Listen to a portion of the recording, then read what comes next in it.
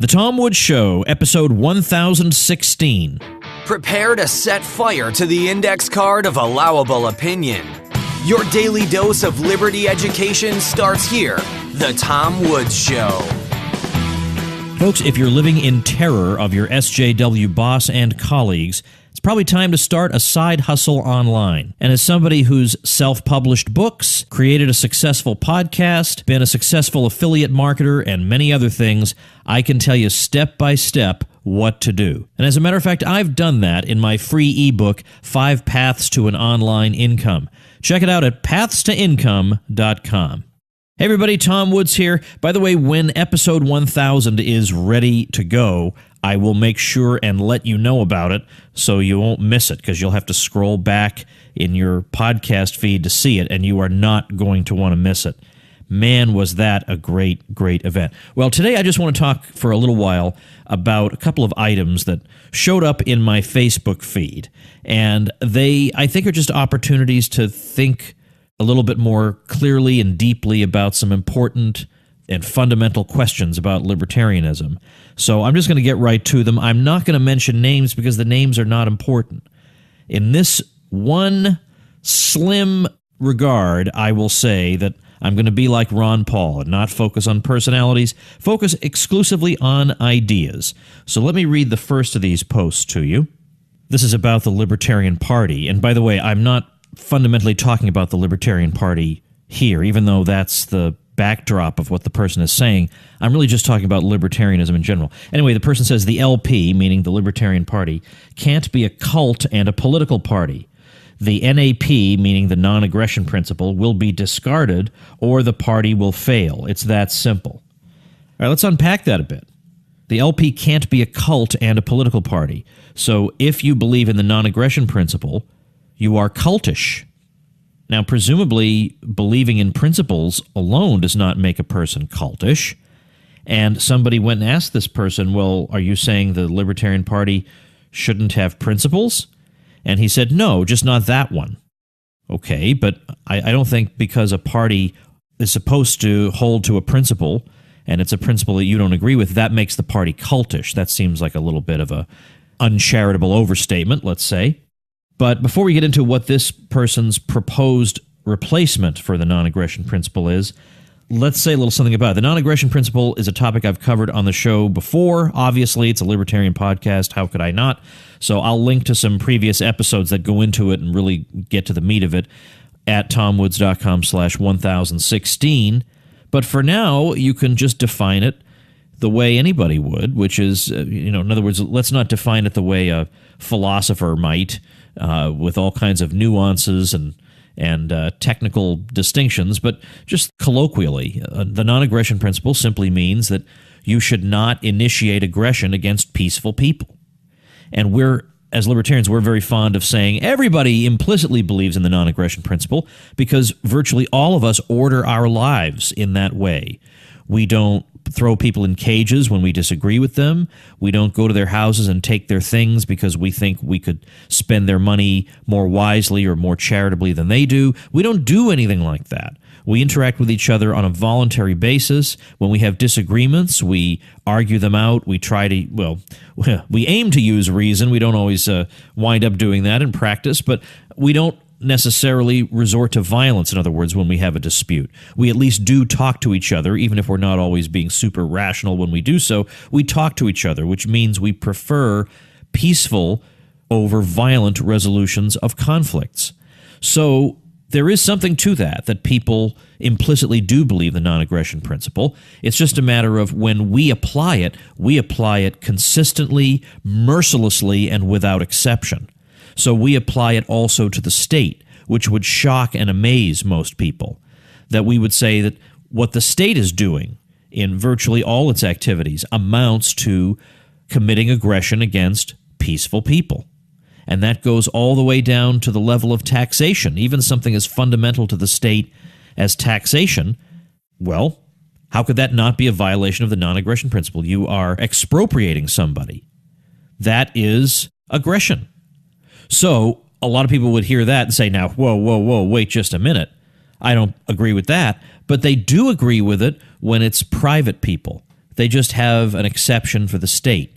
Now, I know plenty of people who are minarchists. That is to say, they believe in a minimal state that provides certain fundamental services like the administration of justice and military defense and police services. I know many people who hold that view who are quite intelligent. So I don't mean to say that everybody who believes in the state is a brainwashed idiot. I am not saying that. And if you think that, I think you're wrong. I mean, let's be reasonable here. I don't think Thomas Sowell was a brainwashed idiot, right? I mean, I think he was a smart, he's not dead, so I think he's a smart guy.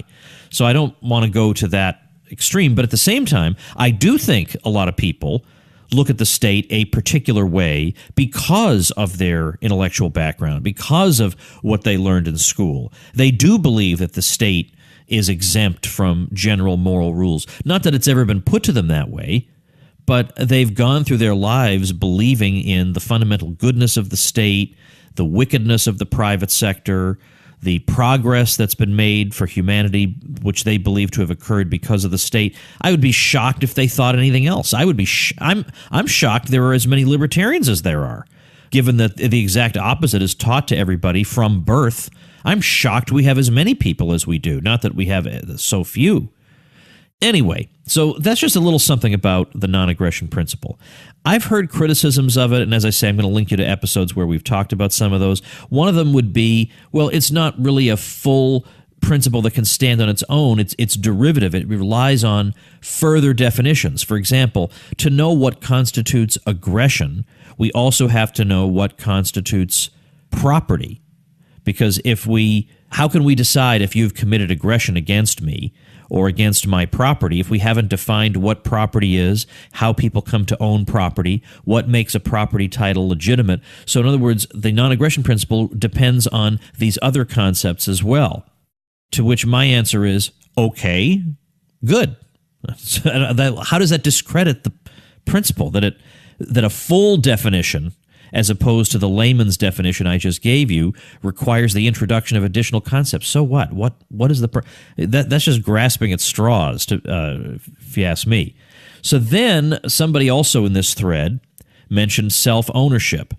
And the guy who posted the original post said, well, that's dumb too. So by the way, in case you're thinking that he's saying that the non-aggression principle leads to impractical policy outcomes and that's going to doom the Libertarian Party, that is not primarily his criticism. It's that the non-aggression principle is stupid. And, all the smarty pants people know it's stupid. And so is the idea of self-ownership. That's stupid. But what exactly is stupid about self-ownership? What exactly is being said when we say that somebody owns himself? What we're saying about it is what we mean when we talk about other things being owned by people. When we say somebody owns something, like the very microphone I'm using to record this episode, what we mean is that person and that person alone has the moral, or let's say the presumptive moral claim over how that thing is used. You have a control over that thing. And so, for example, I get to decide how this microphone is used. Now, I can forfeit that if I were to start smashing people over the head with the microphone. It would probably be taken away from me. But the idea is that the presumption is that I exercise control over how the thing is used. So we agree that's not stupid. So why does it become stupid when instead of a microphone, it's my physical body? I would think, if anything, it becomes far less stupid and far more urgent, because we're simply saying that the presumption is that I have a greater moral claim than anybody else to exercise control over my physical body. Maybe I'm just a dummy, but I don't see what's stupid about that. I find it weird that somebody would think that was stupid or that wasn't urgently necessary to teach to people. So what is his suggested replacement? Well, I'm trying to find the thread. I'm having trouble finding it. But it was, and I promise you, I am not trying to put words in his mouth or in any way mislead you. His proposed principle is that we aim for the improvement of the welfare of people. That's what he wants. Well, that could describe any political philosophy, any political party. They all claim they want to improve people's welfare. How does that distinguish us as libertarians? And how does that limit what is morally permissible? I mean, why couldn't I start harvesting organs of non-consenting patients on the grounds that, in general, I'm going to improve people's welfare? I mean, I'm not saying this person favors that, but I'm saying that if you advance a proposition like that that has no constraints, who knows where it could be taken? Whereas the beauty of the non-aggression principle is how precise and unrelenting it is. It makes clear pretty much what's allowed and what isn't. Are you committing aggression? Yes, then you can't do it. Whereas we're going to improve people's welfare. Well, as a matter of fact, it is a nice side effect of the observance of the non-aggression principle that we do improve people's welfare. But we don't begin with that as our premise, because that doesn't guide us in any way as to what's allowable and what isn't, what's moral, what's immoral. It doesn't guide us in any way. It provides us certainly no barriers against state outrages. So this, and by the way, this is also why it's unwise to substitute harm for aggression. Sometimes you'll see occasional libertarian talk about non-harm rather than non-aggression. Again, any attempt to make the libertarian message fuzzy is dangerous, because harm is much more vague than aggression. Aggression, you know what aggression is, the initiation of physical force against somebody. Now, it's true there are cases that are more difficult to figure out, like obviously somebody who's coming at you with a gun hasn't yet committed aggression against you, and yet you would still be allowed to defend yourself. So you can talk about these special cases. But by and large, it's easy enough to know what aggression is. But harm? Well, notice that there's nothing in harm that implies physical harm. I mean, it could mean that, but it doesn't imply that it must be physical harm. So I could hurt somebody's feelings. Doesn't that cause harm? And then what happens? Then we have to ban some language that I use. Or what if I mean, almost anything I could think of all kinds of situations where I would harm somebody where the harm should not be actionable. What if it's down to you and me, we're in a job interview, and I have the interview before you, and I get the job and you don't? I have, I guess, harmed you in a way. I mean, you wanted that job, so your life is worse than it would have been if you'd gotten it. But should you be able to fight me over that? So that's the problem with non-harm, is that there are all kinds of things. If I vigorously compete against another firm in my industry, I'm harming that firm through that competition. So you could easily imagine antitrust legislation being used, saying that, well, we're going to try to prevent harm, which would mean undue competition, which is always what antitrust is all about. So you see how that does not guide us? And it gets us on these very, very unfruitful paths. So all this, we're going to work for people's welfare, we're not going to have harm. I don't want to assume motives here, because these could be perfectly well-meaning people who just haven't thought through all the implications of what they're saying. But I will say that some people advancing much more imprecise principles like these, as opposed to the very, very precise non-aggression principle, could well be doing it on purpose. Precisely because they want to give the state leeway, precisely because they want to sort of be libertarians, but they also want to have that mainstream respectability they crave, and they certainly can't get that with the non-aggression principle. So they advance these principles that open the door to all kinds of state outrages. Now, meanwhile, there's somebody else on Facebook. Again, it doesn't matter, right? I know that the particular people I'm talking about are not exactly F.A. Hayek, but again, they illustrate certain points. So there's somebody else on Facebook who's a bit notorious, who made a post saying, "I'm happy to say I'm a libertarian and think Social Security should exist." And he's got this laundry list of things that he's glad are around. So notice this illustrates my point that once there's no real guiding principle, with something like non-aggression that's super specific, then what does libertarianism become except an arbitrary set of prejudices? Well, we should have a limited government, but I personally think government should be kind of in charge of a giant retirement program. Or I personally think that government should do, but we can't have it do that thing that you want it to do. How are you going to make that argument? Sure, the government should do these things because I've arbitrarily chosen them because they seem good and reasonable to me. But what you're saying government should do does not seem good. Good luck having that argument with somebody. So that's where you wind up when you don't have something like the non-aggression principle. We should be glad we have the non-aggression principle because it really guides us. It helps people of goodwill, of whom there are some, to get a handle on where we stand and why we stand there. I would say left liberalism and conservatism could stand to have something like the non-aggression principle so I can figure out what in heaven's name they're going to believe from one day to the next.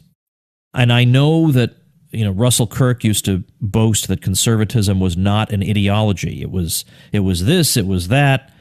But yeah, I got that for a while, and I thought, yeah, ideology, that's just a left-wing invention. We don't need any of that. But look at what it's done to the so-called conservative movement. Who the heck knows who a real conservative is anymore? Who even knows? How can you know? Things that would have appalled conservatives 50 years ago, they defend like there's no tomorrow today. And who knows what so-called conservatives will be defending in 50 years' time? I can hardly imagine it. So we should be thankful, not embarrassed, that we have the non-aggression principle. All right, tomorrow I'm heading out to New York City because it is the Mises Institute's 35th anniversary event. So I am looking forward to a great weekend. And then the week after that, I have back here, and then it's the Contra Cruise. So fun. We have probably had something like a 75% increase in attendance on the Contra Cruise this year. Somewhere in that ballpark, maybe 65 to 75% increase. So that's awesome. Boy, is that going to be fun. Let me share with you a website created by a Tom Woods Show listener, ironmettle.com, ironmettle.com.